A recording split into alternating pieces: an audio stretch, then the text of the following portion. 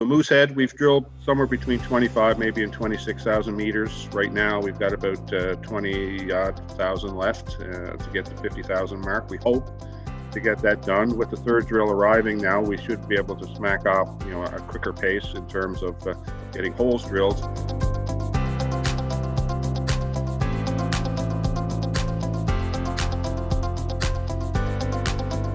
Hello to viewers tuning in to our catch up with Sokoman Minerals Corp.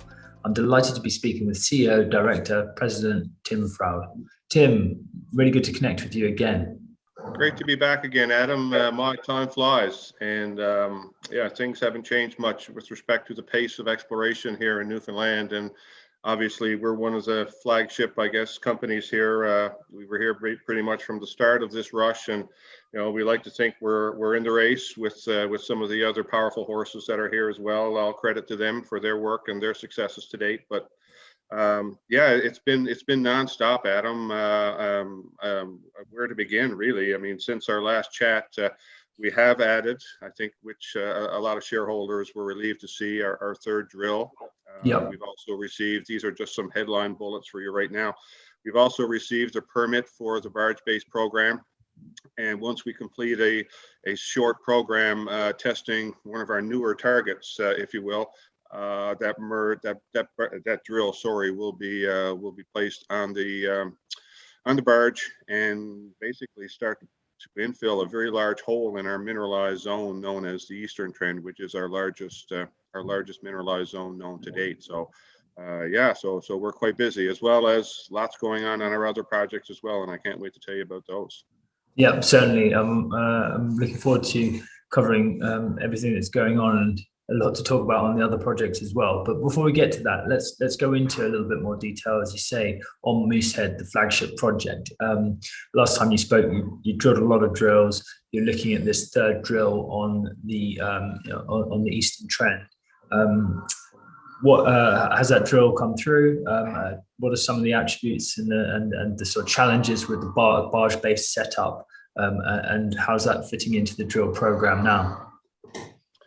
Well, we're excited to get this opportunity. There seems to be a lot of low-hanging fruit, at least from our assessment and our modeling of what we know at the Eastern Trend so far, and that also includes the very high-grade footwall splay, which is a separate structure emanating off of the main Eastern Trend. There's a small pond called North Pond that's kind of in the way a little bit, if you will, with all due respect to the pond. But there's a big gap in our database for this particular area, several hundred meters of strike length of the Eastern Trend, as well as potentially the same size area open for expansion on the footwall splay that lies within surface, essentially, and down to 150 meters, perhaps in some areas closer to 200 meters. So that's a pretty big chunk of rock where we feel there's obviously some very good chances for some high grade based on what we know about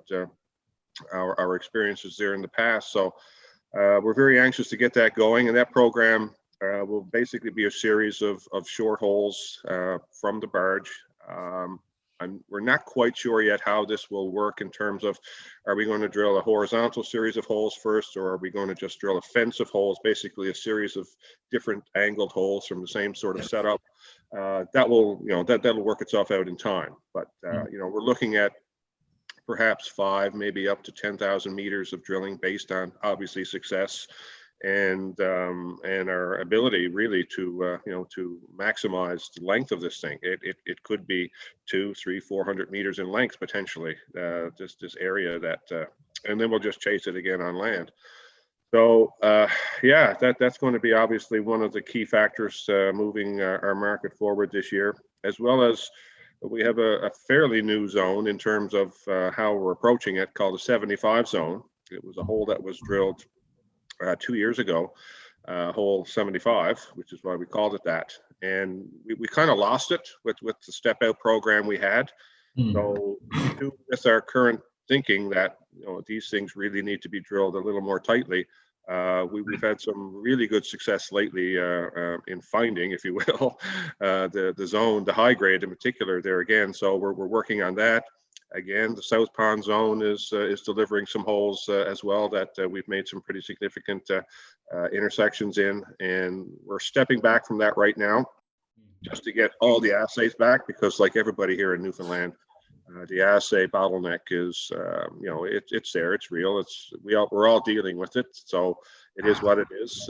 We will publish results when we get enough to make a meaningful result. We don't want to be putting out results on a hole by hole basis. That's misleading and probably not the best way or method to move news forward. So Moosehead, we've drilled somewhere between 25 maybe and 26,000 meters. Right now we've got about 20,000 left to get the 50,000 mark. We hope to get that done. With the third drill arriving now, we should be able to smack off a quicker pace in terms of getting holes drilled. Again, the results will be the slowest part of the thing, and with all respect to the labs, they're maxed out, they're doing the best they can. Yeah, certainly. But as long as you keep up the work, yes, that's your part of the promise done. In terms of that, getting that third drill though into the ground, do you have a set date for it? We're looking. We're on a break now as a drilling company. Basically, this is an arrangement we worked out to ensure that people didn't get burned out, and to keep people as well from running away because they're overworked. They're on a 10-day break right now, so we expect that work to begin immediately once the drillers come back to work. So just after Labor Day, we expect to have some video, hopefully, of the barge being moved out, or shortly thereafter. It is a priority, so it is something that we're not going to delay. As soon as we can get this thing on the water, as I mentioned, we've received our permits, all of our permits now from Environment and Water Resources and the province as a whole. And and the barge is ready to go. So as soon as we can get the thing mounted and in the water, it shouldn't be long. These should be shallow holes, anywhere from 50 to 75 meters in length for the first tier, down to as far as we can chase it effectively with that thing. So it's going to be a very exciting program for us. It'll be fast and furious, but we're ready for it. Yep. It's good. And interesting that you say about potential burnout with the drillers. The work's there, everyone's going for it, which is great. But there were some delays sourcing teams, as you mentioned when we last spoke earlier in the year. Yes. It seems like you've overcome that, but is it still a strain generally on the ground? Is it quite a consideration, securing the drills and the drill teams? It's probably more of a manpower situation, Adam, than actually the physical equipment. I know for the past month, I think 2 of our rigs have had trainees on them. So, they're but that takes time. It's not something you can just show someone a picture, or here's a drill and here's how you work it. It takes a few weeks. You have to experience the full gamut of things that can go wrong with a diamond drill before you can say, yep, I'm a diamond driller. So so they're working through it. They're raising their own crop of drillers moving forward. So we'll get through it with the help of them, obviously. And we're doing our best. And like I said, these bi-monthly breaks are something that we agreed that would help everybody and keep everybody happy. So that's the plan we're sticking with right now. Absolutely, yeah, it's excellent managing your teams and your workforces that way. Okay, that's Moosehead, and let's move on to your other interesting news, which involves your joint venture with Benton Resources. And Benton, just for the viewers' benefit, their project generator. Could you explain first the history of the JV, and then we can go into actually what's been discovered and what the exciting news is? Well, about 2 months ago, Stephen Stairs and I, Stephen is the president and CEO of Benton. We're good friends. In fact, Stephen is a longtime supporter and actually a co-founder of what is now Sokoman Minerals. So, and a Newfoundlander. So he has a lot of roots here and a lot of reasons to be close to this province and this scene. So Stephen and I decided, there are other opportunities here in Newfoundland besides central Newfoundland. Clearly, Moosehead is our flagship project, and of course, with other players in the area, Labrador Gold and Newfound Gold, obviously waving the flag very proudly as well. Central Newfoundland is obviously the place that most people are interested in, but having grown up here, born and raised, and having walked over a lot of the rocks here in this province, as has Stephen, we realize that there are other opportunities here. So between us, we staked 3 very large projects that collectively now make us both really among the largest landholders in the province. Those projects are the Kepinkeck project, Grey River, and Golden Hope. Recently, we've made a very interesting discovery. After all, we are an exploration company. Although our focus is primarily gold, we always have our eyes open, for whatever we can see. So we happen to make an interesting discovery, size and significance as yet to be determined, of what we believe to be the first lithium, certainly high-grade lithium occurrences in the province.